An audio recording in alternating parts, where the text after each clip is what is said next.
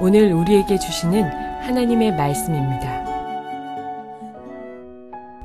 야곱과 그와 함께한 모든 사람이 가나안 땅 루스 곧 베델에 이르고 그가 거기서 제단을 쌓고 그곳을 엘 베델이라 불렀으니 이는 그의 형의 낯을 피할 때에 하나님이 거기서 그에게 나타나셨음이더라. 사랑하는 성도 여러분, 평안하셨습니까? 오늘도 주님께서 주시는 말씀과 함께 은혜로운 하루를 열어가시기 바랍니다. 오늘 우리에게 주실 하나님의 말씀은 창세기 35장 6절에서 7절 말씀입니다. 야곱과 그의 가족들이 베델로 오른 후에 그곳에 단을 쌓고 야곱은 그곳 이름을 엘 베델이라고 명명합니다. 엘 베델이란 뜻은 베델의 하나님이란 뜻입니다. 원래 베델의 뜻이 무엇이었습니까? 하나님의 집이란 뜻이었습니다. 그러므로 엘 베델이란 뜻은 하나님 집의 하나님이란 뜻입니다. 베델, 즉 하나님의 집도 중요합니다. 그러나 지금 야곱이 더 중요하게 생각하는 것은 그 하나님이 집이 있게 한 하나님이 더 중요하다는 것을 깨달았습니다. 바로 하나님의 성전에 초점이 맞춰지는 것이 아니라 그 성전에 임재하시는 하나님께 그 마음을 드리고 하나님께 초점이 맞춰야 한다는 것을 야곱이 깨달았던 것입니다.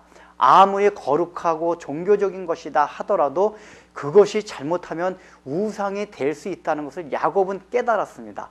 오직 하나님만이 섬겨야 할 대상이고 하나님만이 우리 마음과 초점을 맞추어야 한다는 것을 야곱이 깨달았던 것입니다. 그만큼 야곱의 신앙이 성숙된 것입니다. 그런데 이러한 베델이 실제적으로 나중에 우상을 섬기는 장소로 되는 것이 이스라엘 역사에서 나오게 됩니다. 나중에 이제 시간이 흘러서 남유다와 북이스라엘 왕국이 나뉘어지게 됩니다. 그때 북이스라엘 왕국을 세웠던 여로보암은 걱정거리가 생깁니다. 왜냐하면 그 북이스라엘 왕국에 속해 있던 10지파 사람들이 종교적인 축제만 되면은 예배를 드리기 위해서 남유다에 소속되어 있는 예루살렘 성전으로 예배를 드리러 갔습니다.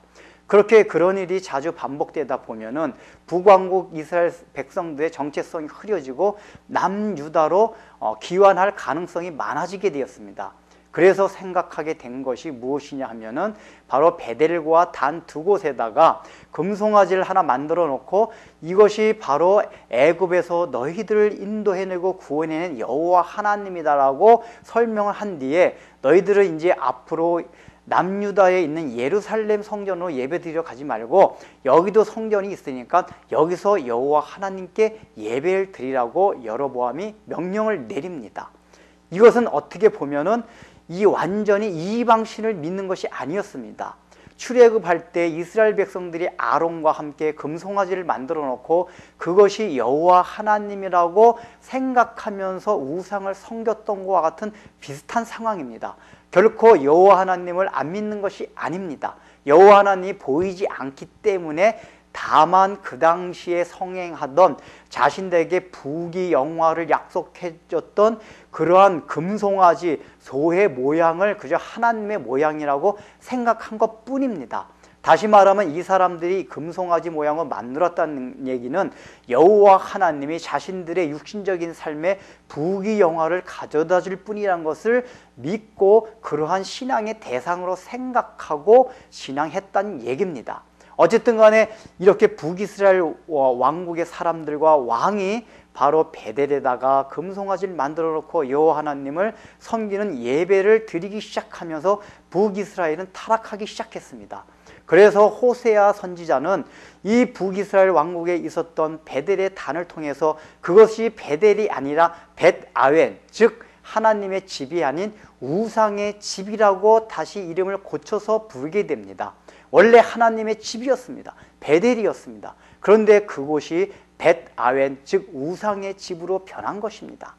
그래서 나중에 아모스 선지자는 이 벳아웬 때문에 나중에 북이스라엘 왕국의 멸망이 온다고 예언하고 있습니다.